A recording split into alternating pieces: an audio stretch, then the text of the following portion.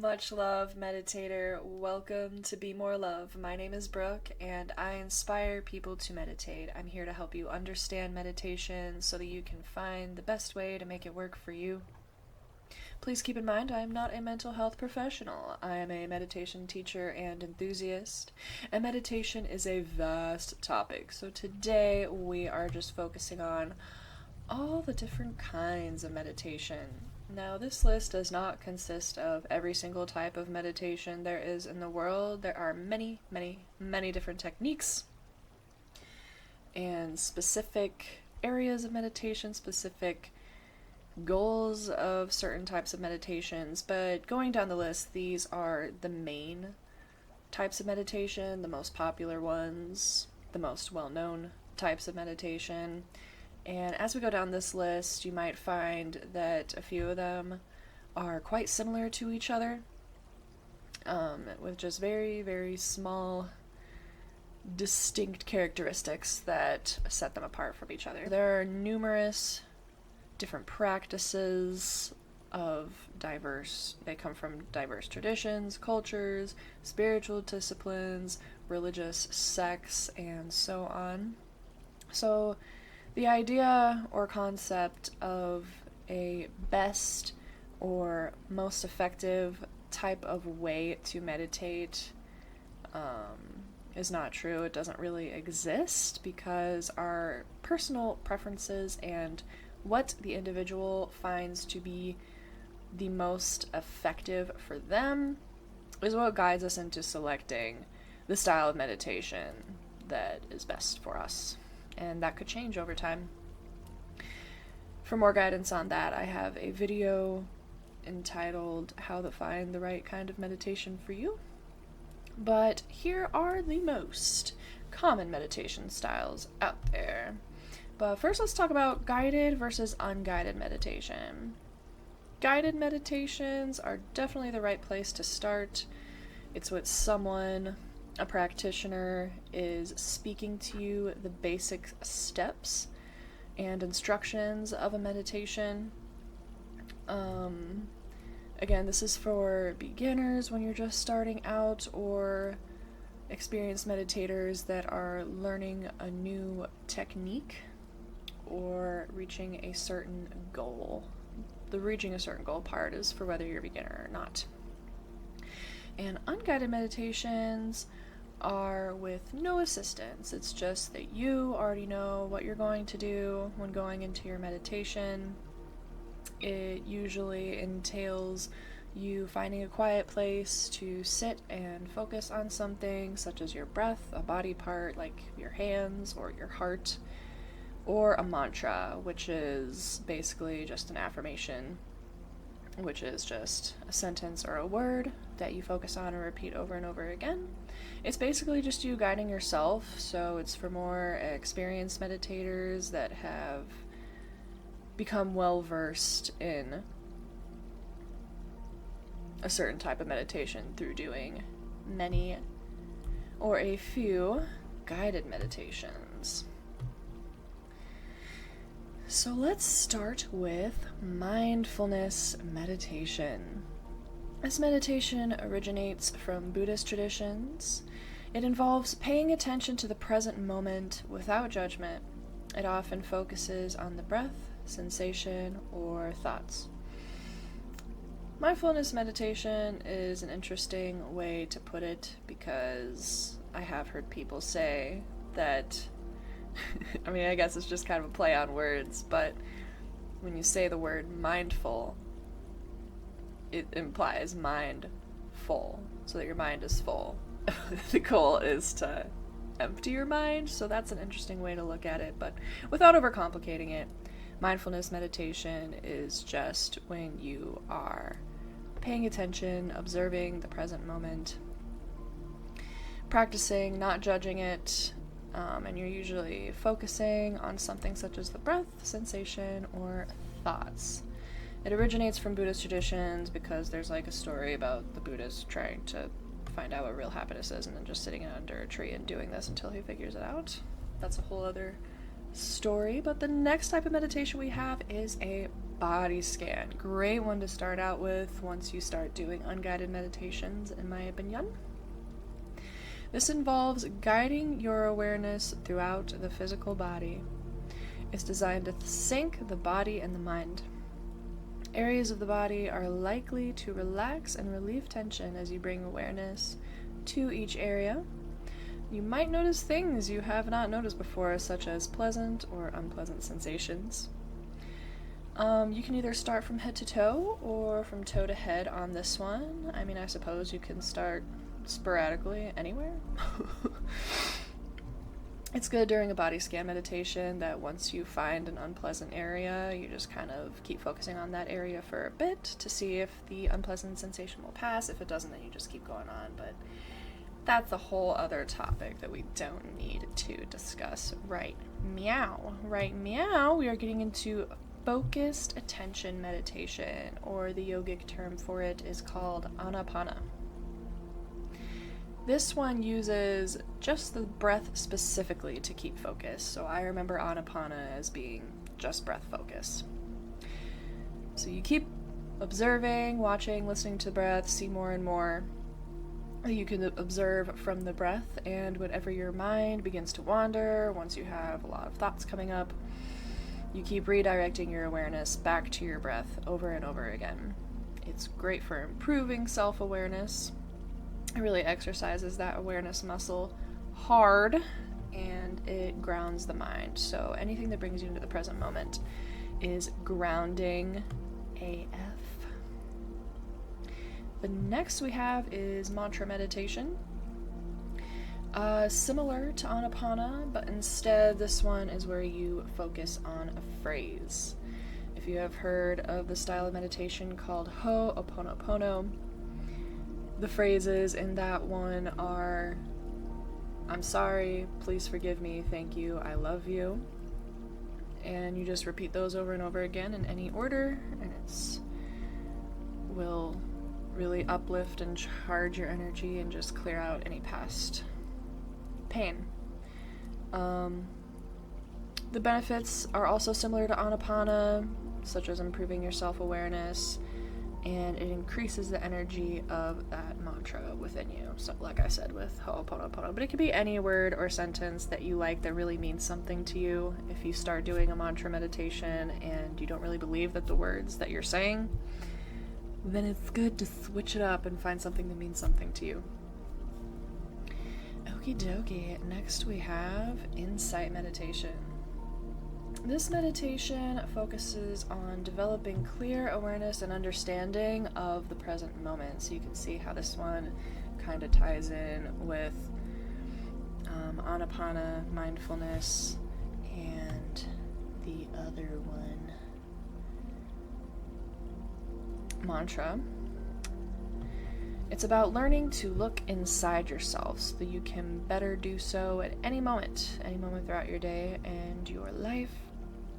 It's very similar to Vipassana and mindfulness. Vipassana we'll get to in a bit. Insight meditation uses observation of thoughts, emotions, and sensations. So just think the insight is for observing what's going on inside of you. Again, it's very good to kind of a given to do this one without judgment, or at least try your best.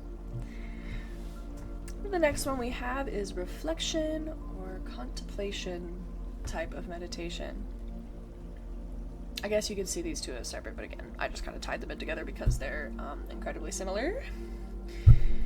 This is what people mean when they tell you to meditate on it or meditate on something. If you have something that you're going through, confused about, can't make up your mind about, and people tell you to just meditate on it, this is the kind of meditation that they are talking about, reflection and contemplation. It involves getting into a meditative state, so using any other meditation that we just talked about, and pondering on a question or a prompt. Once you keep thinking about or focusing on that specific thing, focus on what comes up, meaning feelings rather than thoughts. So you're already thinking about just the statement phrase, question prompt that you have, that you are contemplating. And to get the most effect out of that type of meditation, you want to go back to a body observation or a body scan type of meditation and observe what kind of feelings come up for you surrounding that prompt or question that you are pondering on. It's good to do that because it'll help you avoid spiraling. We don't want to spiral. It'll help you avoid spiraling, and it'll help you realize how you're feeling about that prompt from observing your feelings around it. Next, we have our lovely chakra meditation. This one is actually rooted in Hindu and yoga traditions. Chakra meditation focuses on the body's energy centers in order to balance and align them. So if you're not familiar with chakras yet, we'll definitely have a video on that. There are different energy centers in your body that serve different themes and connect to different parts of the body and the type of energy that is behind it. There are 7 main chakras in the body, so whenever you do a chakra meditation, it could look something like, usually starting with the root chakra, which is at the base of your spine. It could have you focus on the base of your spine. It could have you think of things that are red because that is the color associated with the chakra. It could guide you through meditating on things to do with the root chakra, such as home, family, stability, anything like that. So, I've read that this one is for more experienced meditators. I personally am not really sure why. I feel like anyone could jump into a chakra meditation anytime, given if they have experience with chakras or not.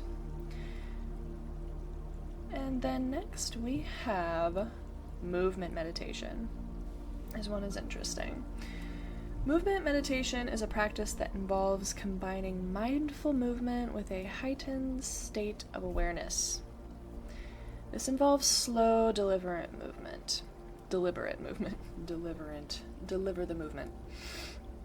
Walking, Tai Chi, Qigong are all great opportunities to listen to the breath as you do so. So this one can be kind of tricky to really pin down and actually get an actual meditative kind of state from. Movement meditation, to make it super effective, is definitely something that you want to be familiar with at least one other meditation technique so that, again, you can get into a better state of awareness.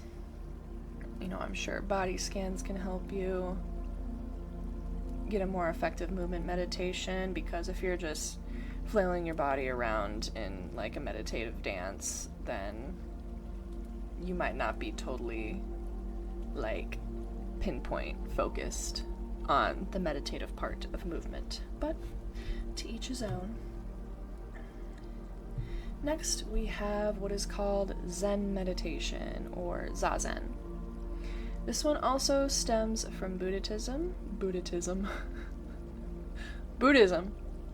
and it involves sitting in a specific posture and focusing on breath awareness or a paradoxical question or statement in order to attain insight. So you can see how this one kind of combines mindfulness meditation and contemplation meditation.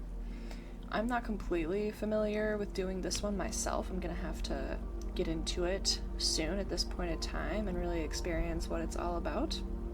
I'm not sure exactly what it means by a specific posture. I'm assuming sitting up straight with no backrest, with an erect spine and cross-legged, but maybe it means specific posture that works best for you so that you can find the most ease. I'll have to do more research on that one.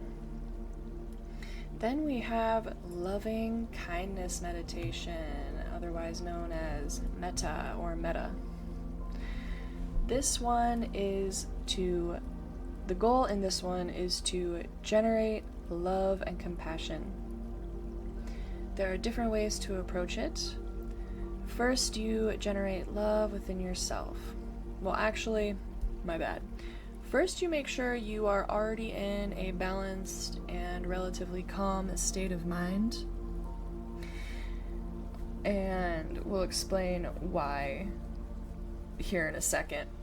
Because after you're in a meditative and calm state of mind, the first thing you do is generate the feeling of love within yourself. You can do that just by thinking about whatever that means to you. You can do it by focusing on your heart. You can do it by just imagining it, or faking it till you make it. Just pretend that you're feeling love, and then somehow you'll start feeling it. And you'll think about the people that you do love very much. You imagine sending them love and letting that love muscle keep growing and growing. Then you think about people that are just in your regular everyday life, acquaintances, people that you're not strongly connected to, but that you see and that you know about, maybe your neighbors, the clerk at the grocery store. And then you think about people who are difficult to love, people who challenge you, that you have adversity with. And that's why you want to have a balanced mind going into it, because if you start thinking about the people that you are sending love to, that you have a hard time with, let's just be real, people that suck, in your opinion, in our opinion, then you might start actually generating feelings that you usually feel around that person instead of loving feelings. So there are other ways to do metta. You can just think of loving things. You can also expand that love to the whole planet, to the whole area you live in. You can think phrases like, I pardon those who cause me harm, and I ask to be pardoned for all those I may have caused harm, intentionally and unintentionally. Think of that. Things like that. Metta is a really, really lovely one. Alrighty, we have two more. The next one is Yoga Nidra. This could be seen as multiple other things as well. It could just be a guided meditation during yoga, but this one is where the practitioner lies down in a comfortable position and is guided through a systemic process of deep relaxation and heightened awareness. So this one is really hard to not fall asleep in because you're laying down. But that's okay, it's the exercise. You keep trying and you keep working on being in deep relaxation while you have heightened awareness. The goal is to remain in between a state of wakefulness and sleep, where the body is fully relaxed and the mind is alert. It involves many stages, including body awareness, breath awareness, and visualization. So you can see where that one ties into other ones. And last but truly not least on the list, we have Vipassana, or Vipassana, however you want to pronounce it. And Vipassana at its core involves observing the present moment with focused attention. So, just like many of the other ones, anything that you have going on in the present moment. First, it trains you to be in the present moment by focusing on your breath, then by doing body scans, observing types of body scans. And so first the meditator often begins by directing your attention to your natural breath. So they really focus on the nostrils, just observing what's going on in the nostrils. Do you feel the air passing through? Which nostril do you feel air passing through more? If you do, what temperature is the breath? All that good stuff. And then progressively, you start to observe body sensations, thoughts, and emotions. You just observe it all. And the goal here is to accept everything as it is without those two lovely words, craving or aversion. Without craving and aversion, there is... Without craving or aversion. That's where I was going with this. Sorry, it's like I know, but we keep our notes on hand. Without craving and aversion, there is the keywords that Vipassana teachers love so much, which is equanimity. It helps you gain a deep understanding of impermanence and the ever-changing reality of nature. Vipassana aims to develop insight and wisdom by directly observing the workings of the mind and the body. So, craving is when you want something right here and now in the present moment, something pleasant to cling on to. Aversion is when you're trying to get away from something in the present moment that is unpleasant. And that's where you find equanimity in the middle. You just think of the word equal. And so Vipassana is observing everything within yourself, pleasant and unpleasant, so that you can keep practicing and growing that muscle of becoming equanimous, the muscle of equanimity, which is that state of being right in the middle, and that is where really you find true happiness and peace. So I'll just go down the list again and name them all. There's mindfulness meditation, body scan, focused attention meditation, or anapana, mantra meditation, insight meditation, reflection and contemplation, chakra meditation, movement meditation, Zen meditation, loving kindness meditation, yoga nidra, and vipassana. So take some time exploring these type of take lots of time exploring these type of meditations on your own. Start with the ones that pique your interest the most first, and just dive into the world of meditation, y'all. I enjoyed reading all of these off to you, and I really hope that it helps. Nothing has helped my life more than meditating overall. So I'm going to keep going with this meditation guidance series of meditation education. And just remember that no one can experience your life but you. So let's close our eyes and focus on the breath.